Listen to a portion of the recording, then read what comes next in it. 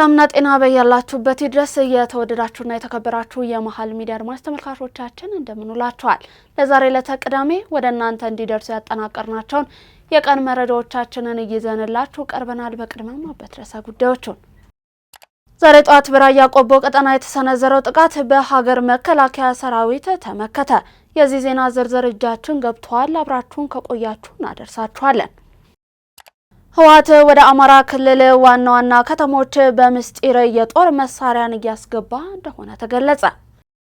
በምስራቅ ደንቢያ ወረዳ የትራንስፎርመር ዘረፋ መፈጸሙ ተገልጿል። ይህም የዛሬው ዜናችን አንዱ አካል ነው። የእስራኤል ጦር ቅዳሜ ማለዳ በደቡባዊ ሊባኖስ በሚገኝ አንድ ቤት ላይ በፈጸመው የአየር ድብደባ ቢያንስ 7 ሰዎች መገደላቸውንና ሌሎች 3 ሰዎች ደግሞ መቁሰላቸውን የሊባኖስ ብሔራዊ የዜና ወኪል ዘገበ። የሚለው ከውጭ ይዘነዋል። ቀደም ብለን ባስተዋወቅናቸው በትረሳ ጉዳዮቻችን ለዛሬ ቅዳሜ ወደ እናንተ እንዲደርሱ ያጠናቀርናቸውን ቀን መሃል ዜናዎቻችንን ጀምረናል። እስከ ፍጻሜው ድረስ ዜናውን ላይክ እና ሼር ሚዲያችንን ሰብስክራይብ በማድረግ ዜናውን ጀምራችሁ ተቆዩ ዘንድ የአክብሮት ግብዣችን ነው። ከመሸጋገሪያ በኋላ ስንመለስ በቀጥታ በዝርዝር ወደ ያዝናቸው የምናልፍ ይሆናል። አብራችሁን ቆዩ። በለቡ እንዲሁም በሳር ቤት በጊዜው ገንብቶ ለባለቤቶቹ ያስረከበው ሆራ ሪል ስቴት አሁን ደግሞ ለኢንቨስትመንትም እንዲሁም ለመኖሪያ ተፈላጊ በሆነችው ሳር ቤት አፍሪካን ዩኒየን ፊት ለፊት ዘመናዊ አፓርትመንቶችን ይዞሎት ቀርቧል። ባለ 1 መኝታ ቤት 91 ካሬ ከ1.8 ሚሊዮን ብር ቅድመ ክፍያ ጀምሩ። ባለ 2 መኝታ ቤት 131 ካሬ፣ 133 ካሬ እንዲሁም 137 ካሬ ከ2.6 ሚሊዮን ብር ቅድመ ክፍያ ጀምሩ። ባለ 3 መኝታ ቤት 166 ካሬ፣ 170 ካሬ እንዲሁም 175 ካሬ ከ3.3 ሚሊዮን ብር ቅድመ ክፍያ ጀምሩ። ቀጠሮ ለማስያዝ እንዲሁም ሳይት ለመጎብኘት በ0911 04 11 67 እንዲሁም በ0978 48 90 20 ላይ ይደውሉ። ሆራ ሪል ስቴት። ተመልሰናል። በቀዳሚነት ወደ ያዝነው ጥንቅራችን አለፍን። ዛሬ ጠዋት በራያ ቆቦ ቀጠና የተሰነዘረው ጥቃት በሀገር መከላከያ ሰራዊት ተመከተ። በሰሜን ወሎ ዞን ራያ ቆቦ ወረዳ አዲስ ቅኝ ቀበሌ በሚንቀሳቀሰው የሀገር መከላከያ ሰራዊት ላይ ጥቃት ለማድረስ የሞከሩ የታጠቁ ኃይሎች ሰራዊቱ በወሰደው ፈጣንና የተቀናጀ የምላሽ እርምጃ ከፍተኛ ሰብአዊና ቁሳዊ ኪሳራ አስተናግደው መመከታቸው ተገልጿል። ዛሬ ከማለዳ ጀምሮ በራያ ቆቦ ቀጠና አዳዲስና ትኩረት የሚሹ ወታደራዊ ለውጦች እንዲሁም የእንቅስቃሴ መፋጠኖች እየታዩ እንደነበር ከአካባቢው ምንጮች የተገኘው መረጃ አመልክቷል። ጥቃት አድራሹ ህወሓት ስልታዊ ሽንፈት የገጠመው ሲሆንም በሰው ኃይል እንዲሁም በወታደራዊ ቁሳቁስ ላይ ከፍተኛ ኪሳራ ደርሶበታል። የታጠቁ አካላቱ ከነበሩበት ቦታ መፈግፈጋቸውን ተከትሎም የሀገር መከላከያ ሰራዊት የአካባቢውን ደህንነት ሙሉ በሙሉ በቁጥጥሩ ስር አውሏል። ሰራዊቱ የቀጠናውን ደህንነት በአስተማማኝ ሁኔታ ለማረጋገጥና የተበታተኑ ኃይሎችን ለማጣራት ተከታታይ የፍተሻ እንቅስቃሴዎችንም እያካሄደ ይገኛል።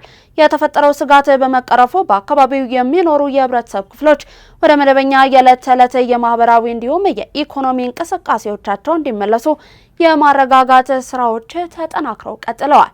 የአካባቢው የመንግስትና የደህንነት መዋቅሮች የቀጠናውን አስተማማኝ ሰላም ለማስጠበቅ ከህዝቡ ጋር በመሆን እየሰሩ እንደሚገኙ የተገለጸ ሲሆን ስለዚህ ሁኔታም ዝርዝር መረጃዎች ከደህንነት አካላት የሚወጡ ተጨማሪ አዳዲስ ነገሮች እንደደረሱን ወደ እናንተ የምናደርስ ይሆናል። ህወሓት ወደ አማራ ክልል ዋና ከተሞች በምስጢር የጦር መሳሪያ እያስገባ እንደሆነ ተገለጸ። በደረሰን አስቸኳይና አሳሳቢ መረጃ መሰረት ህወሓት በአማራ ክልል አዲስ የጦርነት አውድን ለማንቀሳቀስ የሚያስችለውን ዝግጅት በማጠናቀቅ ላይ እንደሚገኝና ከፍተኛ መጠን ያለው የጦር መሳሪያ በስውር ወደ ክልሉ እያስገባ እንደሆነ ተገልጿል። መላውን የአማራ ክልል ዳግም የጦር ሜዳ በማድረግ አውዳሚ የውጊያ ዙር ለመክፈት የተወጠነ አደገኛ ዓላማ እንደሆነም ነው የተጠቀሰው። መሳሪያዎቹ የገቡባቸው ከተሞች ደብረ ብርሃን፣ ደሴ፣ ኮምቦልቻ፣ ጎንደር፣ ባህር ዳር እንዲሁም ወልዲያ መሆናቸው ሲገለጽም ዝውውሩ በጥብቅ ምስጢርና በፍጥነት እየተከናወነ እንደሚገኝ ተመልክቷል። መሳሪያዎቹ ህዝብ በብዛት በሚኖሩባቸው ትልልቅ የክልሉ ከተሞች መሰራጨታቸው የንጹሃንን ዜጎች ደህንነትን በከፍተኛ ደረጃ ስጋት ውስጥ የሚጥል ነው። ድርጊቱ በአካባቢው አንጻራዊ ሰላምና እንቅስቃሴ ላይም ትልቅ እንቅፋት በመፍጠር ክልሉን ወደ አዲስ የሰብአዊና የኢኮኖሚ ውድመት ሊከተው እንደሚችልም ይታመናል። ጉዳዩን በተመለከተ የሚመለከታቸው አካላትና የደህንነት መዋቅሮች የሚያወጡት ዝርዝር መረጃዎችም እየተጠበቁ ይገኛሉ። በምስራቅ ደንቢያ ወረዳ የትራንስፎርመር ዘረፋ ተፈጸመ። በማዕከላዊ ጎንደር ዞን ምስራቅ ደንቢያ ወረዳ ሳልጂ ገበባ ቀበሌ የሚገኝ የህዝብና የልማት ተቋም የሆነ የዘይት ማምረቻ ትራንስፎርመር በዛሬው ዕለት መዘረፉ ተገልጿል። የታጠቁ ኃይሎች የህዝብንና የመንግስትን መሰረተ ልማቶችን ወደ ማውደም እንዲሁም ወደ መዝረፍ መሸጋገራቸውን የሚያሳይ ክስተት እንደሆነም ተጠቅሷል። የዘይት ማምረቻው ትራንስፎርመር በመሰረቁ ምክንያት የምርት ሂደቱ ሙሉ በሙሉ የሚቆም ሲሆን ይህም በአካባቢው አምራቾች ሰራተኞችና በምግብ ዘይት አቅርቦት ላይ ቀጥተኛ እጥረትና የዋጋ ንረትን ያስከትላል። የኃይል አቅርቦት መቋረጡ የአካባቢውን የኤሌክትሪክ አውታር የሚያጓድል በመሆኑ የህዝቡን የዕለት ተዕለት እንቅስቃሴና አገልግሎቶችን እንደሚያስተጓጉልም ተገልጿል። የአካባቢው የደህንነት አካላት እንዲሁም የሚመለከታቸው አካላት ድርጊቱን በተመለከተ ክትትል እያደረጉ እንደሚገኙም ተገልጿል። ምቹ ዓለም አቀፍ ኮንፈረንስ ቱሪዝም ማዕከል የሆነችው አዲስ አበባ የመሰረተ ልማት መዘመንና የተፈጥሮ ውበት ተዋህደው አዲስ አበባን ምቹ የዓለም አቀፍ የኮንፈረንስ ቱሪዝም ማዕከል አድርገዋታል። ይህን ርዕሰ ጉዳይ የተመለከተው ዝርዝር ጥንቅር እንደሚከተለው ተዘጋጅቷል። የአፍሪካ የፖለቲካና የዲፕሎማሲ መዲና የሆነችው አዲስ አበባ በ2018 ዓ.ም በርካታ ታላላቅ ዓለም አቀፍ ኮንፈረንሶችንና ስብሰባዎችን በደመቀ ሁኔታ አስተናግዳለች። ከተማዋ ከተለያዩ የዓለም ማዕዘናት የመጡ መሪዎችን፣ ዲፕሎማቶችን፣ የቢዝነስ ሰዎችንና ባለሙያዎችን በክብር ተቀብላ በብቃት በማስተናገድ በሰላም ሸኝታለች።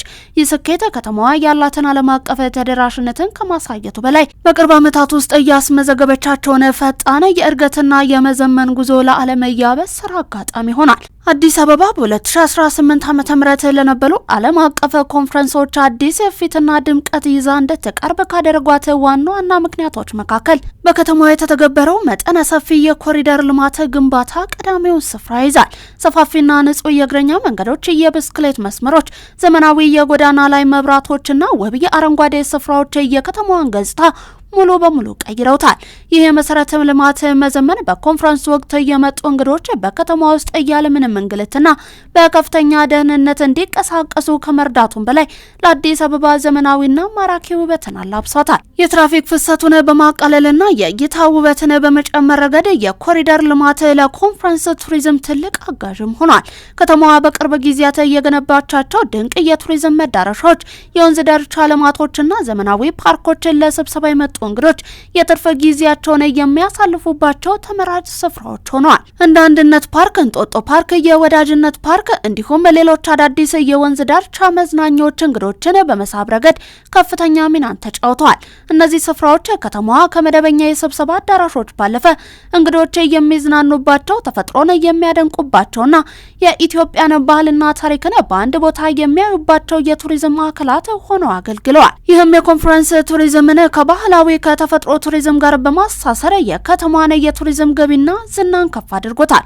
ዓለም አቀፍ ደረጃቸውን የጠበቁ ሆቴሎችና ታዋቂ የሆቴል ብራንዶች በአዲስ አበባ መበራከታቸው ከተማዋ በ2018 ዓ.ም ላስመዘገበቻቸው ስኬቶች ሌላኛው ምሰሶ ናቸው። ሆቴሎቹ እንግዶችን በከፍተኛ የደህንነት ጽዳትና የቅልጥፍና ደረጃ ከማስተናገዳቸውም በላይ የኢትዮጵያውያንን ባህላዊ የእንግዳ ተቀባይነት ጨዋነት ከዘመናዊ አገልግሎት አሰጣጥ ጋር አዋህደው አቅርቧል። የስብሰባ አዳራሾች ዝግጁነት፣ የዲጂታል ቴክኖሎጂ መሰረተ ልማቶችና የሰለጠነ የሰው ኃይል መኖር ሆቴሎቹ ለኮንፈረንሶቹ ስኬት የበኩላቸውን አስተዋጽኦ እንዲያበረክቱ አስችሏቸዋል። ከተማዋ በአንድ ጊዜ በሺህ የሚቆጠሩ እንግዶችን በምቾት የማስተናገድና የማሳደር ሙሉ ብቃት እንዳላትም በተግባር የታየበት ሆኗል። በአጠቃላይ አዲስ አበባ በ2018 ዓ.ም ያስተናገደቻቸው በርካታ ዓለም አቀፍ ኮንፈረንሶች ከተማዋን በዲፕሎማሲው ዘርፍ ያላትን የማይተካ ሚና ዳግም ያረጋገጡ ነበሩ። ከተማዋ እንግዶቿን ተቀብላ በከፍተኛ ፍቅር አስተናግዳ በሰላም በመሸኘት ያሳየችው ብቃትም የሚደነቅ ነው። ይህ ስኬት ከተማዋ የገነባቻቸውን ዘመናዊ የኮሪደር መሰረተ ልማቶች፣ ማራኪ የወንዝ ዳርቻዎችና የቱሪዝም ፓርኮች እንዲሁም የላቀ የሆቴሎች ዝግጁነት ጥምር ውጤትም ነው። አዲስ አበባ አሁን ላይ ስብሰባዎች የሚካሄዱባት ከተማ ብቻ ሳትሆን የመሰረተ ልማት መመዘንና የተፈጥሮ ውበት የተዋሃዱባት አስተማማኝና ምቹ የዓለም አቀፍ ኮንፈረንስ ቱሪዝም ማዕከል በመሆን ለዓለም አስመስክራለች። የተሞክረው ወደፊትም ከተማዋ ይበልጥ ታላላቅ ዓለም አቀፍ ሁነቶችን እንድትስብና እንድታስተናግድ በር የሚከፍት መሆኑን የከንቲባ ጽሕፈት ቤት መረጃ ያመለክታል። በደብረ ብርሃን ከተማ በተጠናቀቀው የ2018 በጀት ዓመት 162 ሴቶች ለወሲባዊ ጥቃት ተጋላጭ ሆነዋል ተባለ። የደብረ ብርሃን ኮምፕሬሄንሲቭ ስፔሻላይዝድ ሆስፒታል በተጠናቀቀው የ2018 በጀት ዓመት በአንድ ማዕከል አገልግሎት ወሲባዊ ጥቃት ለደረሰባቸው 162 ሴቶች አገልግሎት መስጠቱን አስታውቋል።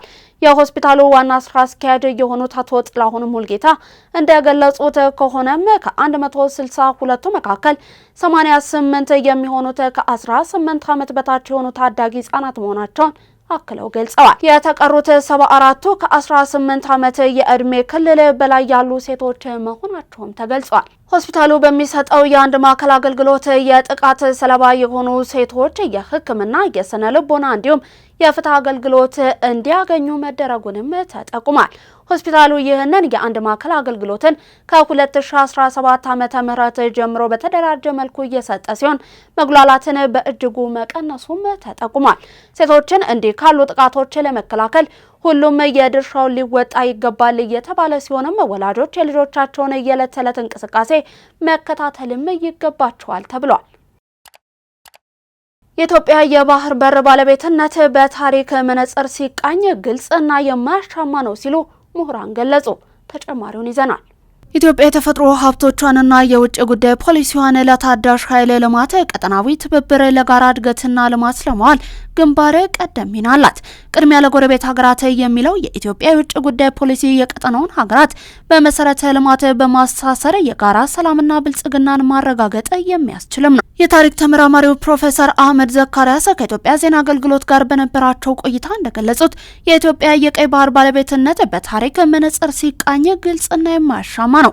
የሀብት ስርጭትንና የተፈጥሮ ሀብት አጠቃቀምን በተመለከተም ኢትዮጵያ ከአፍሪካውያን ጋር በጋራ በመጠቀም አህጉራዊ ትብብርን የማጠናከር ፍላጎት አላት ብለዋል።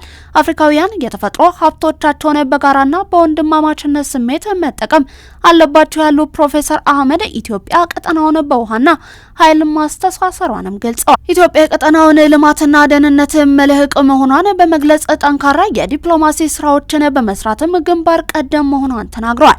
ኢትዮጵያ ከባህር በር የተገለለችው የቀድሞ ህወሓትና ሻዕቢያ የግል ጥቅማቸውን ለማስከበር ሲሉ በፈጠሩት አግላይ አካሄድ መሆኑን ገልጸዋል። ኢትዮጵያ በአሁኑ ወቅት ጥቅሟን የሚያስከብሩ ዲፕሎማሲያዊ ጥረቶች እያደረገች መሆኑን ገልጸው ቀጠናዊ የዲፕሎማሲ መድረኮችን ጨምረዋል ብለዋል።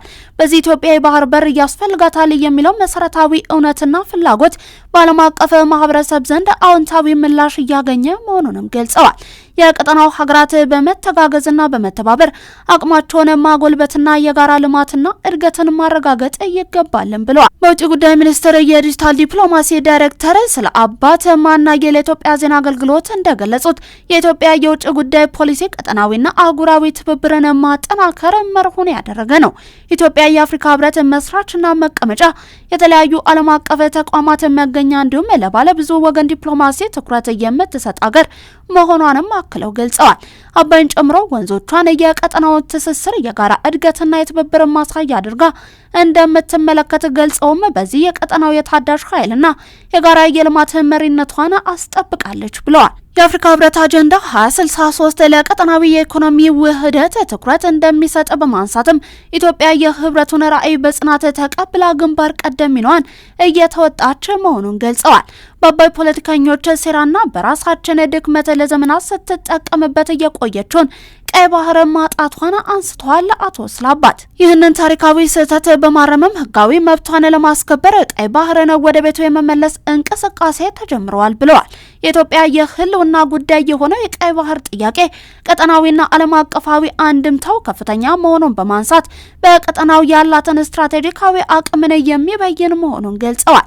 የኢትዮጵያ የባህር በር ጥያቄ በዓለም አቀፍ ማህበረሰብ ዘንድ ጆሮ ገብ የሆነ መምጣቱን ገልጸው ለቀጠናዊ ኢኮኖሚያዊ ትብብርና ሰላም የጎላ አበርክቶት ይኖረዋል ብለዋል። በኢፌድሪ የውጭ ጉዳይ ሚኒስትር ዴታ የተመራ ከፍተኛ ልዑክ ብርብር ከተማ አስተዳደር ገባ። በኢፌድሪ የውጭ ጉዳይ ሚኒስትር ዴታ አምባሳደር ብርሃኑ ጸጋዬ የተመራ ከፍተኛ ልዑክ በዛሬው ዕለት በጋሞ ዞን ብርብር ከተማ አስተዳደር ተገኝቷል። ልኡኩ በዞኑ በሚኖረው ቆይታም በጋጮ ባባ ወረዳ ማዞ ደሴ ቀበሌ በተከሰተው አደጋ የተፈናቀሉ ወገኖችን በዘላቂነት ለማቋቋም እየተከናወኑ ያሉ ስራዎችን ከማስጀመር ባለፈ ሚኒስቴር መስሪያ ቤቱ ከተለያዩ ድጋፍ ሰጪ አካላት ያሰባሰባቸውን ድጋፍ በማስተባበር የራሱን አስተዋጽኦ ያበረክታል። በተጨማሪም ልኡካኑ ለአደጋው ተጎጂ ህጻናት የቁሳቁስና የገንዘብ ድጋፍ የሚያደርጉ ሲሆንም የሞዴል መንደሩም አረንጓዴ አሻራቸውን የሚያኖሩ ይሆናል።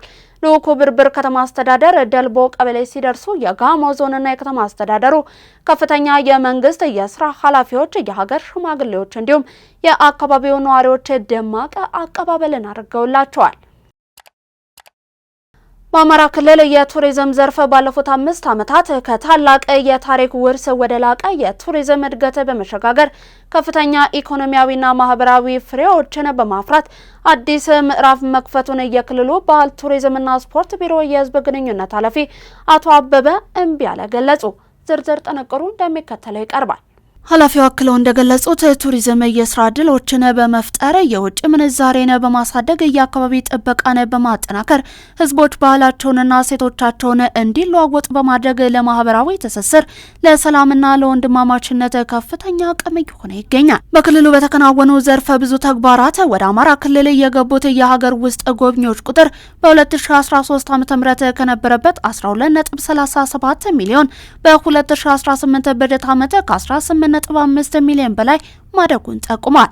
በዚህም በ2013 ዓ.ም ከሀገር ውስጥ ቱሪስቶች ይገኝ የነበረው 1.87 ቢሊዮን ብር ገቢ በሂደት እያደገ በመምጣት በ2018 በጀት ዓመት 15.4 ቢሊዮን ብር መድረስ ችሏል ብለዋል። ይህ እድገት የዜጎች የውስጥ ጉዞና የሀገር ውስጥ የቱሪዝም ባህል መጎልበቱን ያሳያል። በሌላ በኩል ከዓለም አቀፍ ቱሪስቶች የሚገኘው የጎብኚዎች ፍሰትና ገቢ ከ2013 ዓ.ም የነበረበትን መቀስቀስ ተሻግሮ ፈጣን የመነቃቃት ጉዞ ላይ ይገኛል። በ2013 ዓ.ም 23594 የነበረው የውጭ ሀገር ጎብኚዎች ቁጥር የነበረ ቢሆንም በ2018 በጀት ዓመት ግን ወደ 58385 ከፍ በማለት ከፍተኛ እድገት አስመዝግበዋል ብለዋል። በእነዚህ የሀገር ውስጥና የውጭ ጎብኚዎች አማካኝነት የቱሪዝም ዘርፉ ባለፉት 5 ዓመታት አጠቃላይ ገቢውን ከ1.91 ቢሊዮን ብር ወደ 15.8 ቢሊዮን ብር ማሳደግ ችሏል። ለዚህ ስኬት የነባር ቅርሶች ጥገናና እንክብካቤ፣ የጎርጎራና ሎጎ ሐይቅ ሪዞርት ግንባታ ትልቅ አስተዋጽኦ ማበርከታቸውም ተገልጿል። ከኢትዮጵያ ቅርስ ባለስልጣን ጋር በመተባበር የጣና ሐይቅን፣ የሻደ አሸንድዬ ሶለል በዓልን፣ የአገው ፈረሰኞች ባህልን በዩኔስኮ በዓለም አቀፍ ቅርስነት ለማስመዝገብ እንቅስቃሴ እያደረገ እንደሚገኝም አቶ አበበ እምቢያለ አብራርተዋል። ወደ ተመልካቾቻችን ከመሃል ሚዲያ በቀጥታ እየተላለፈላችሁ የሚገኘውን የቀን መረጃችንን ነው እየተመለከታችሁ የምትገኙት። አሁን ደግሞ ከባህር ማዶ ያዝናቸው እናልፋለን።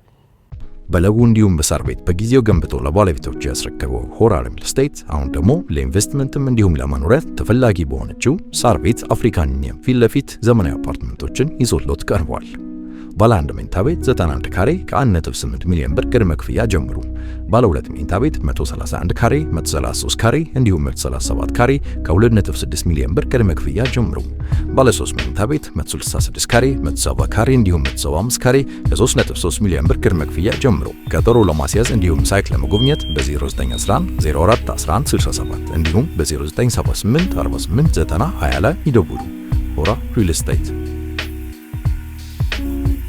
የእስራኤል ጦር ቅዳሜ ማለዳ በደቡባዊ ሊባኖስ በሚገኝ አንድ ቤት ላይ በፈጸመው የአየር ድብደባ ቢያንስ 7 ሰዎች መገደላቸውንና ሌሎች 3 ሰዎች ደግሞ መቁሰላቸውን የሊባኖስ ብሔራዊ የዜና ወኪል ዘገበ። የእስራኤል የጦር አውሮፕላኖች በናባቲዮ ውስጥ ከአስሃር ከተማ ዳርቻ እንዲሁም ወደ ዛራሪዮ ከተማ በሚወስደው አቅጣጫ ላይ የሚገኝ ቤትን መተው እንዳወደሙ ኤጀንሲው ጠቅሷል።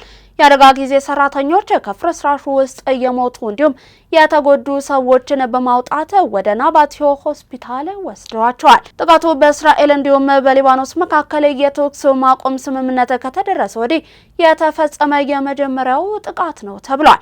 በተጨማሪም የእስራኤል የጦር አውሮፕላኖች ናባቲዮ አልፋውቃ ዳርቻ ላይ በሚገኘው የአሊ አልታሄር ኮረብታማ ላይ ያነጣጠሩ ተከታታይ የአየር ጥቃቶችን ማድረሳቸውን ኤጀንሲው አክሎ ዘግቧል። በአሜሪካ ድጋፍ ሰኔ 26 ቤሩት እንዲሁም በቴል አቪቭ መካከል ስምምነት ቢፈረምም እስራኤል በሊባኖስ ላይ ጥቃት መፈጸሟን ቀጥላለች። እስራኤል ሊባኖስ ላይ ጥቃት መሰንዘር የጀመረችው ሄዝቦላ በኢራን ላይ የተከፈተውን ጦርነት በመቃወም ሮኬቶችን ማስወንጨፍ በመጀመሩ ነው። በእስራኤል ጥቃት 4335 ሊባኖሳውያን ሲገደሉ 12277 ደግሞ መቁሰላቸውን የሀገሪቱ ጤና ሚኒስቴር አስታውቋል። በመጨረሻም ቢቢሲ ዶናልድ ትራምፕ የመሰረቱትን የ10 ቢሊዮን ዶላር የስም ማጥፋት ክስን ለመከላከል የትራምፕ ቤተሰብ አባላት ሰነዶችን እንዲያቀርቡ እንዲሁም ምስክርነትን እንዲሰጡ ፍርድ ቤቱ እንዲያዝ ጠየቁ። የፍርድ ቤቱ ሰነዶች እንደሚያሳዩት የቢቢሲ ጠበቆች ባለፈው ግንቦት ወር ዶናልድ ትራምፕ ጁኒየር፣ ኢቫንካ ትራምፕን እንዲሁም ጃሬድ ኩሽነር ሰነዶችን እንዲያቀርቡ እንዲሁም ማስረጃ እንዲሰጡ ለማድረግ ሞክረው ነበር። ፕሬዚዳንት ትራምፕ የ2021ን የካፒቶል ሂል አመጽ ላይ የተሰራጨ ንግግራቸው የተለያየ ክፍልን ፓኖራማ ዘጋቢ ፊልም ወጥ አስመስሎ በማቅረቡ ቢቢሲን ከሰው ነበር። ቢቢሲ የዩናይትድ ስቴትስ ፕሬዝዳንት ንግግር ለተቀነባበረ መንገድ ይቅርታ ጠይቆ የስም ማጥፋት ግን አይደለም ሲል አስተባብሏል። በቅርቡ የቢቢሲ ጠበቆች ለፍርድ ቤት ባቀረቡት የአቤቱታ ማመልከቻ ላይ የትራምፕ ቤተሰብ አባላት ንግግሩን ለማቅረብ ስላሰቡበት ዓላማ የግል እውቀት አላቸው ሲል ተከራክሯል። ምስክርነታቸውን እንዲሁም ሰነዶቻቸውን ከፕሬዝዳንቱ የስም ማጥፋት ክስ ጋር ተዛማጅነት እንዳላቸውም ጨምረው አስረድተዋል።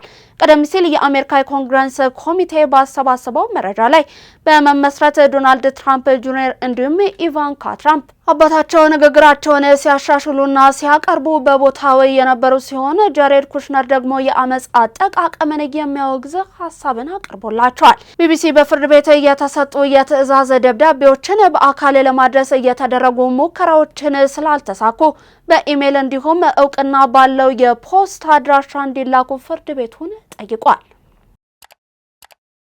ለዛሬ ለተቅዳሜ ከመሃል ሚዲያ ቀን መረጃዎቻችን እስካሁን እየተመለከታችኋቸውን ይመስሉ ነበር። አብራችሁን ስለነበራችሁ እጅግ እናመሰግናለን። ዜናውን ላይክ እና ሼር፣ ሚዲያችንን ሰብስክራይብ በማድረግ ቤተሰብነታችሁን አጋርነታችሁን ታጠነክሩ ዘንድ የአክብሮት ግብዣችን ነው። እንዲሁም ደግሞ ከዩቲዩብ ባለፈ በፌስቡክ፣ ቴሌግራም እንዲሁም ቲክቶክ ገጾቻችን ተጨማሪ የመሃል ሚዲያ ይዘቶችን መመልከት ትችላላችሁ። በእኔ ቦታ በቃው። ጤና ይስጥልን።